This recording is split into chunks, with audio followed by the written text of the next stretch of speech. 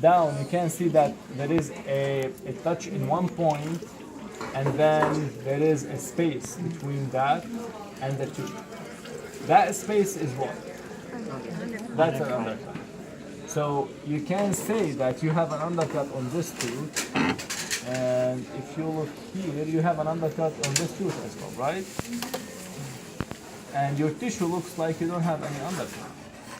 So technically, you are able to see that at this point you don't need any crown, because if a tooth that doesn't have a crown, an undercut, you might need to do a crown to it, or you might need to tilt this a little bit to make an undercut, or you don't need any ridge modification at this point yet.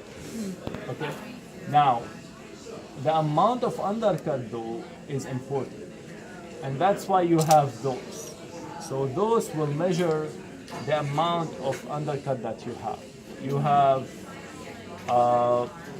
3 of them, and if you look into them, you can see that each one of them has like a band. So the band with the one band is 1 inch, 0.1. And that's the amount of undercut that you need.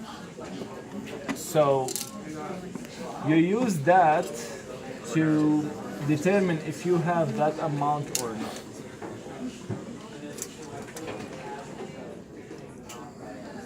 Okay, so if you look here, you have that amount on this book, right? Everyone see it? Any questions so far here? Do you go all the way? Is it too low? Is it too low? That's a good question. I don't think it's too low. How much do you need? How far away from the gum do you need it? You need about 2 millimeters away from the gum. Yes. And if you look here, and basically you need it where? You need it on the nasal labial, right? So you can look that you have about 2 millimeters.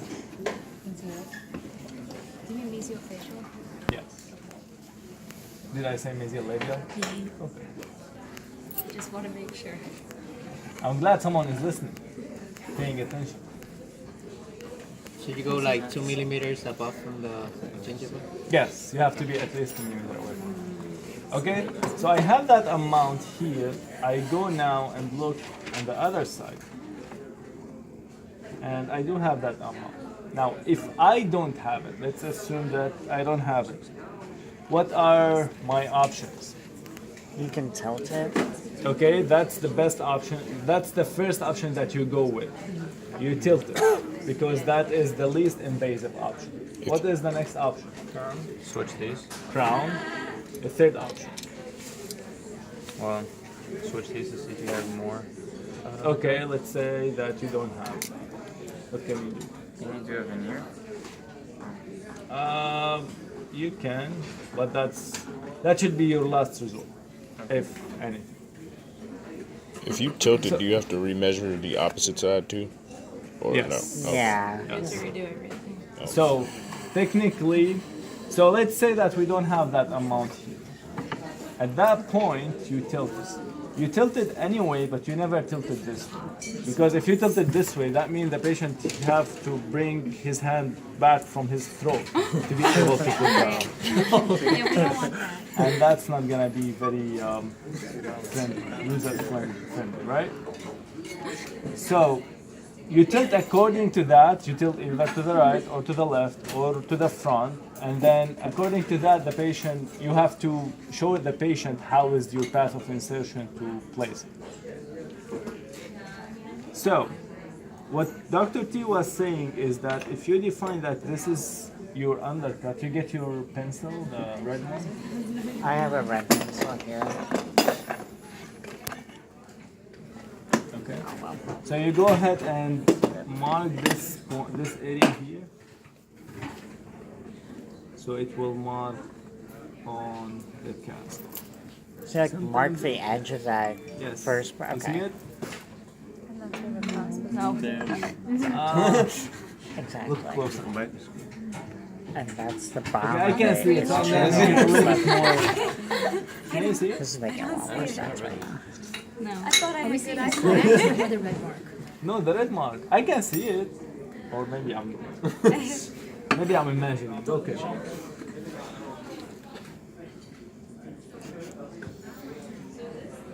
Let's see. Yeah. Okay. Do you need a pencil sharpener? If you have one, I have a pencil sharpener. There you go. Ooh. Wow, Use this- this yeah. remind me of the old days. Yeah. It's nice. Up. Apparently, I don't know how to sharpen a pencil. Yeah, same. Really hard to do with sharpeners. Here, you can borrow this pencil next time. You want. There you go. Ooh, Okay. that's pretty. Okay, so that's my mark here.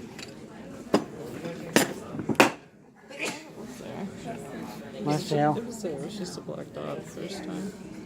Okay, so I do the same on this side. And it's the mesial buckle. Yeah. And the only reason we're doing mesial buckle is because that's where the class is going to come around and terminate, right? Exactly. That's where your retentive tip. So the clasp, or everything in the clasp is gonna be above the height of contour. Only the retentive tip, it's gonna end up there. What are you marking? What The undercut. Why'd you move this? So You because moved it up and down. yeah, I moved it up and down. That doesn't yeah Oh, just to because make each sure that tooth you is have, different. yeah. Okay. Just wanted to make At sure. this point, it doesn't matter. Now I need to get my marker graphite.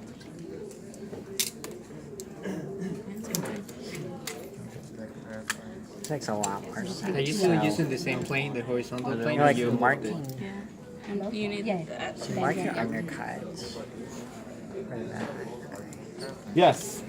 Are you still using the horizontal plane, or you tilted a No, little? I didn't tell anything.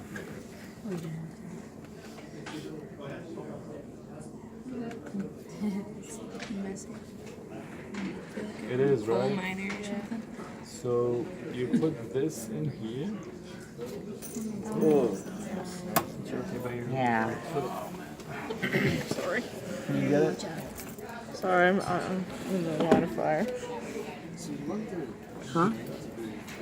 Oh, nothing. I just didn't give him enough room to roll. Oh. Get it. In this position. Yeah. So you put.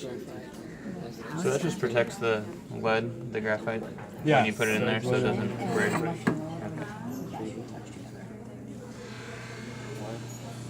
So what is that? The hollow thing? Okay. And if you all recall, you don't use the tip of the graphite, right? Use the side. And all what you need to do is just spin it around, and that's your height of contour, right? Do you only need to mark that, like, that too? This makes sense. Usually you need only to mark the tooth that you are going to use the clasp on it, and the tissue for sure. And you're just marking it. Yeah. Where you made the red line. Where you made the red line? Is that what you mean? Oh no, height of No, the height of contour of the whole tooth. Okay, and then I mark the. Now you guys have wax, so What was that other thing? now I mark Is the that hollow? tissue if there is any The undercut. thing that put the lead in. It's like two pieces and you like smush them together. Now since you have wax here, it's not gonna mark. But you do it on the lingual too. And how would you tell if there's an undercut then? I'll have to look at it. Everything below Is the undercut? is undercut. Okay. Okay. So if that line on the tissue is where you would want to have like your gland covering, then you would have a tissue undercut. Yes. Then you either block it with a wax or you surgically remove it. Or what? Surgically remove it. Oh. Okay. Now, are we all clear so far? All on the same page? Okay. Now, what's the next step? Then you have to mark the tripod. Exactly. Why is the tripod? Why do you need Because- the tripod?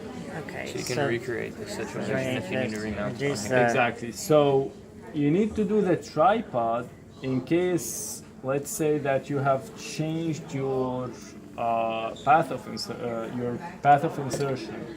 In order to get it on the exact same angulation, you have to have reference points. Please come and pick one of the exercises. Reproduce it, right? So in order to do that, now what you need to do is you need to keep this on a stable height and make 3 marks. Doesn't matter if it's on It doesn't matter where the buckle or marks the are, as far as you have 3 marks.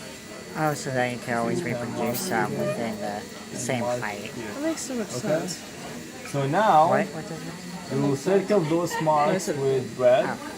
just so you know that they're different from Yeah. everything else. Usually you do those marks from the lingual. Yeah, just Okay, but because you have box, we couldn't do it. And then you measure this height, so you will be able to get this back together when you need it. Perfect.